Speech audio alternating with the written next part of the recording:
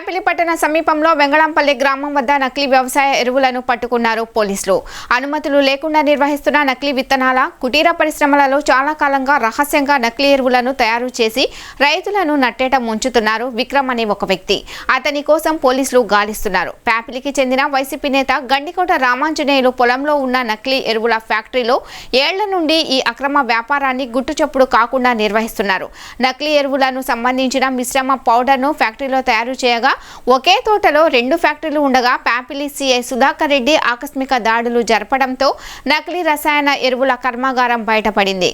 అక్రమ రసాయన ఎరువులను పరిశీలించారు ప్యాపిలి మండల వ్యవసాయ అధికారి రాజేష్.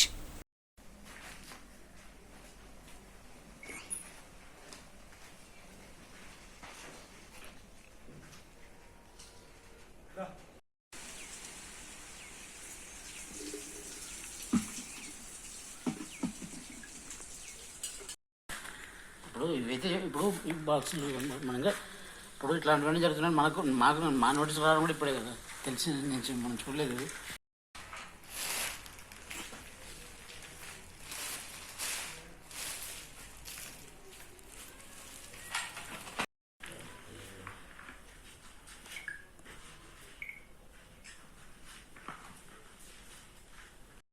అయ్యా నమస్తే.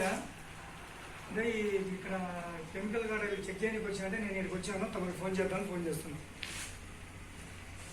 వాళ్ళు వచ్చారు కథ నుంచి సార్ మీరు వచ్చింది